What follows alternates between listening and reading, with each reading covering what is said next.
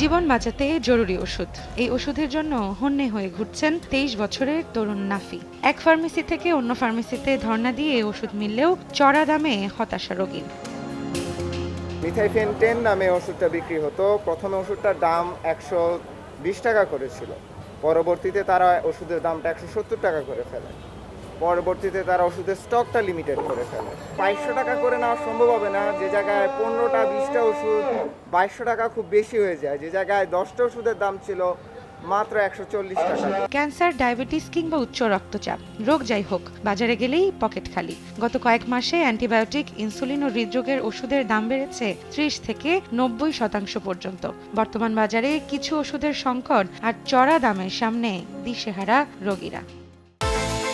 বিকাশ পেমেন্টে 10,000 টাকার বেশি অফার। শপিং চলছে তো।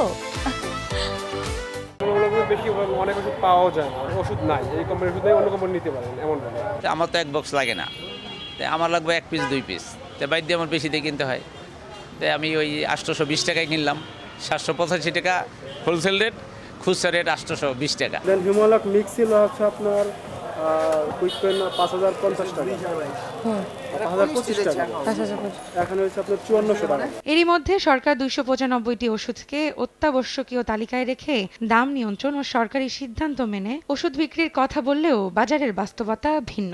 ওষুধ প্রশাসন ও মালিক সমিতি বলছে, সরকারি নির্দেশনার পর ওষুধের দাম সমন্বয় করেছেন তারা। এক বছরের ভিতরে কোনো ওষুধ দাম বাড়েনি। নির্ধারণ করলেও একটা প্রক্রিয়া আছে, তারা এখানে ইনফরমেশন দেবে, এখান থেকে একটা প্রত্যয়নপত্র যাবে, তারপরে সেই মূল্য দিয়ে তারা বাজারজাত করতে পারবে। মূল্য মুদ্রণ করে কোম্পানি ঔষধ বাজারজাত করছে, এরকম কোনো ইনফরমেশন থাকার কথা নয়। 26 থেকে 28 হাজার ব্র্যান্ডের ভিতরে কয়টা ব্র্যান্ডের আসলে ওষুধের দাম বাড়ে? সারা বছরে হয়তো বা 50টা বা 100টা। বাকি ব্র্যান্ডগুলোর কিন্তু ওষুধের দাম বাড়ে না। এর ভিতরে আবার যেটা হয় যে সমন্বয় করতে যখন যান তখন দাম বাড়ে। তবে ওষুধ ব্যবসায়ীরা বলছেন, দাম কমানোর বদলে উৎপাদন খরচ ও ডলার সংকটের অজুহাতে গেল 2 মাসে বেড়েছে ডায়াবেটিস, উচ্চ রক্তচাপ সহ নিত্য প্রয়োজনীয় অন্যান্য ওষুধের দামও। কম রেট বাড়ায় দিতেছে, সেই জন্য আমরা এই ভোগান্তিটাতে পোহাচ্ছি। দিন শেষে এই দোকান আগে ছিল 8 জন স্টাফ ছিল, এখন কমতে কমতে 4 জন আসছে। একটা সিন্ডিকেটের মতো আটকায় আছে আর কি। এটা যে যেভাবে পারতেছে ইয়া করতেছে। দাম বাড়ছে, ইনসুলিনটা একটু বাড়ছে, যেমন নবরপেট, নবমিক্স, এই ওষুধগুলো একটু দাম বাড়ছে। শর্ট সাপ্লাই যারা রিপোর্ট কিন্তু ওরা তো জানে না কিসের জন্য শর্ট সাপ্লাই হয়েছে, আনতে কোনো ঝামেলা হচ্ছে বা এয়ারপোর্টে আটকে গেছে, এইসব কারণে নানা কারণে দেখা যায় 2 থেকে 5 দিন 7 দিন শর্ট থাকে। মাঠ পর্যায়ে তদারকির কথা জানিয়ে দাম নিয়ন্ত্রণ, জনস্বার্থ ও ভোক্তা অধিকার রক্ষায় সংশ্লিষ্ট প্রতিষ্ঠানগুলোকে আরও কঠোর হওয়ার কথা বলছেন বিশেষজ্ঞরা। বিগত বেশ কিছুদিন যাবৎ হুটহাট ওষুধের দাম বাড়ছে জাতীয় কমিটির অনুমোদন ব্যতিরেকে, এবং অনেক ক্ষেত্রে যে মালিক সমিতিও বলছে যারা দাম বাড়াচ্ছে না, কিন্তু বাজারে কিনতে গিয়ে মানুষ দেখছে দাম বেড়ে গিয়েছে। একদিকে যেমন ওষুধ প্রশাসনের নজরদারি বাড়ানো দরকার, তেমনি এর সাথে আইন শৃঙ্খলা রক্ষাকারী বাহিনীকেও যুক্ত করা দরকার।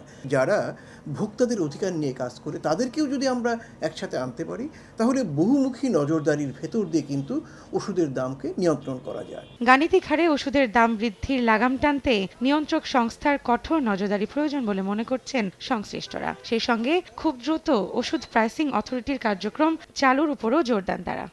কারণ যাই হোক, আদতে এই ভোগান্তিতে সেই সাধারণ মানুষ। উন্নত দেশগুলোর তুলনায় ওষুধ তৈরির খরচ কম বাংলাদেশে, কারণ বিশ্ব বাণিজ্য সংস্থার আওতায় কাঁচামাল ও মেধার সত্ত্বে বিশেষ ছাড় পায় বাংলাদেশ। সেই ছাড়ের সুবিধা থাকা সত্ত্বেও ওষুধের উচ্চ মূল্য থাকায় প্রশ্ন তুলেছেন জনসাধারণ। বলছেন, খতিয়ে দেখা উচিত সরকারের। রৌনক নিয়ন্তা, সময় সংবাদ, ঢাকা।